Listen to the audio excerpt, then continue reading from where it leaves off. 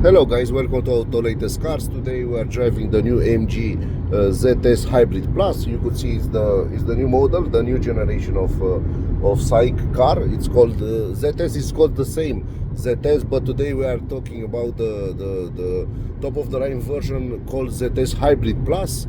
Of course, in February 2025, the Chinese actually start selling. Are starting to sell this car on petrol engine only, which is a low-cost version. I don't recommend it because this full hybrid version is top of the line from my point of view, because actually it has 197 horsepower. First of all, we drove over 1,100 kilometers, you could see, with an average speed of 37 kilometers an hour and the fuel consumption of 6.7 liters per 100 kilometers. It's a very decent number, comparing the fact, remembering the fact that we actually are driving a full size a compact SUV. From my point of view, this is a compact SUV. It's not a big SUV, but actually the new ZS is quite big compared with the previous generation. And as you can see, we are driving now on the highway. We are getting out of the highway. We are in the on the east side of Bucharest, and we are going to enter in the city, where this car is more efficient like any other hybrid SUVs in town, not outside the town. Outside the town, the multi-modal gearbox with two engines integrated, it's okay, but at the speeds of over 135 kilometers an hour, it struggles, because the engine it has an RPM of 3,400, so it's quite loud noise. The noise inside it's quite big for my taste. So Toyota with the ECVT gearbox actually drives better in the highway mode, and because the ECVT drives differently, the RPM are lower on a Toyota hybrid car like Corolla Cross. This car, from my point of view, compares with the Corolla Cross, but this one with the top of the line version has a price range of 27,800 euros, and the Corolla Cross with all the equipment mounted on this AMG ZS is like 37 plus, so 10,000 euros more for a Toyota with the bigger engine, of course. But the power, it's actually AMG, it's number one from the power point of view, because it has 197 horsepower and then 440 newton meters combined, petrol and electric. So this car drives quite nice in the city driving, because it's very efficient downtown.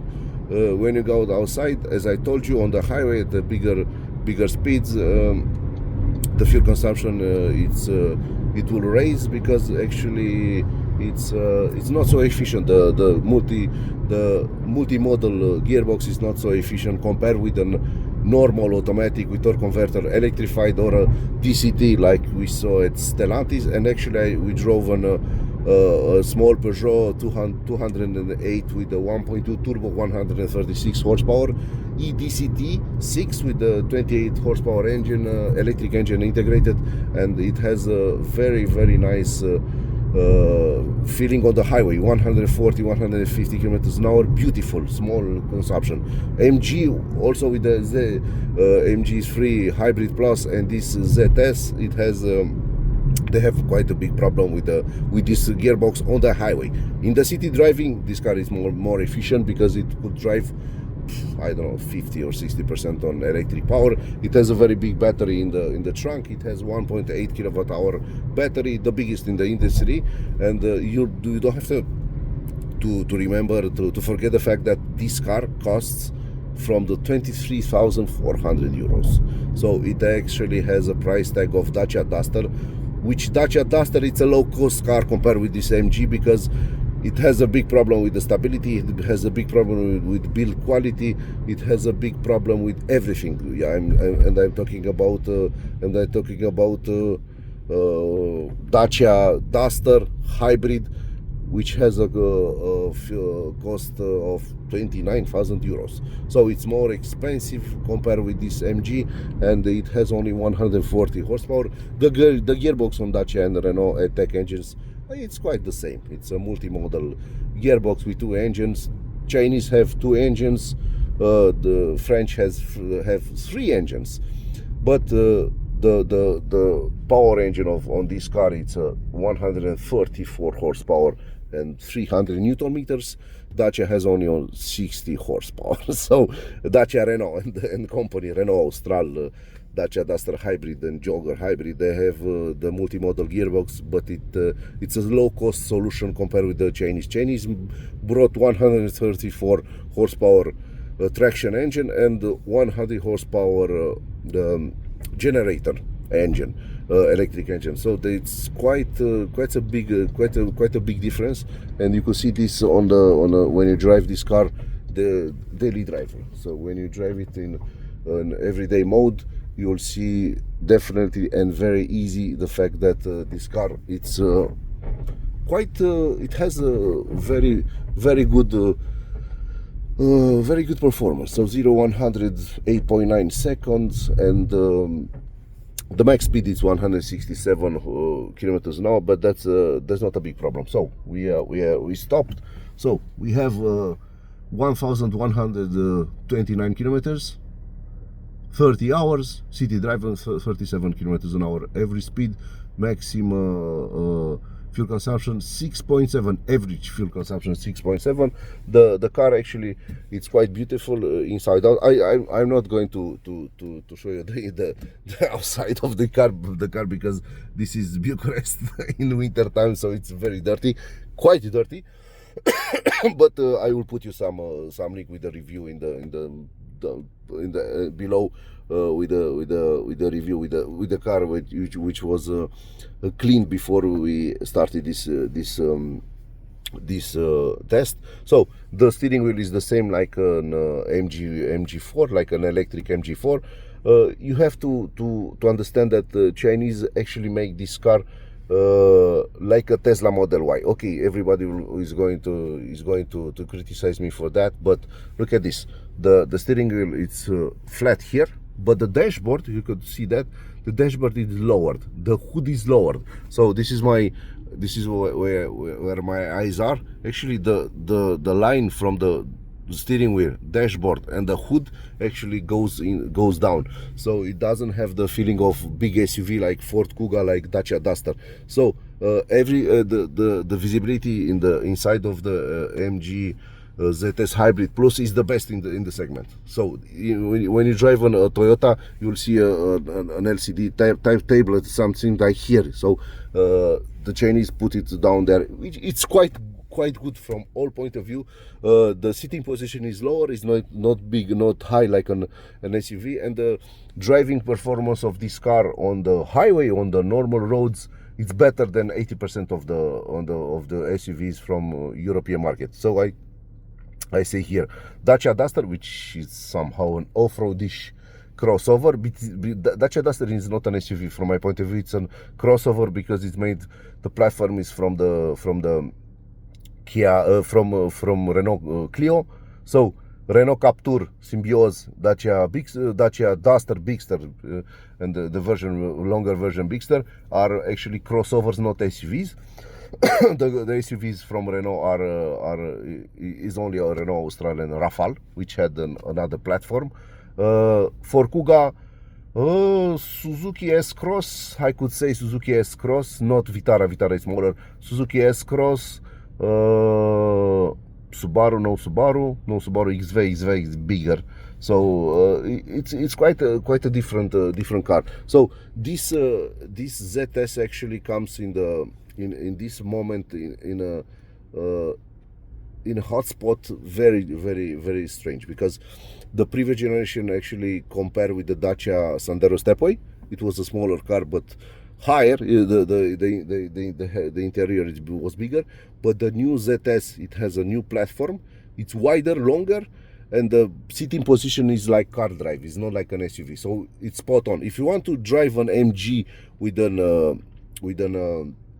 SUV posture, and after inside you have to go for an HS.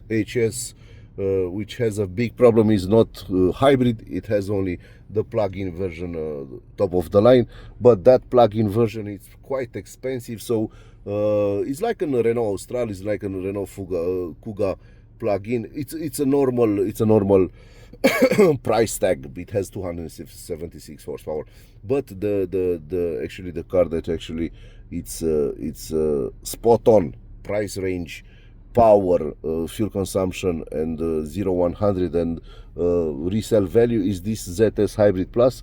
It's a car that actually we like because it's cheap.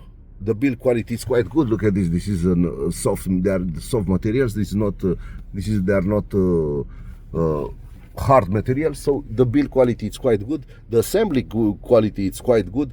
And after 1,000 kilometers, I could say that this car is actually spot on from all point of view. So Dacia has a very big problem because Duster Hybrid lacks, I don't know, 50 horsepower, and it's let's say 3,000 euros more expensive, around 3,000 euros more expensive than this MG ZS.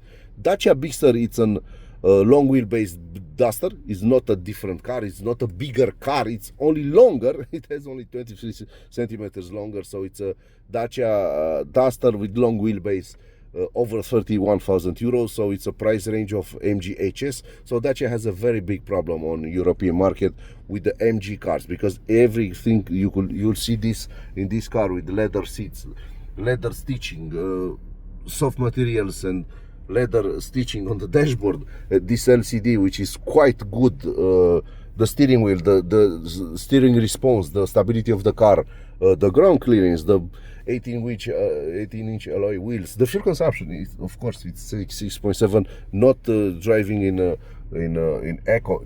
We drove on normal because we are Autolatest car, so we make our reviews, normal reviews for normal people.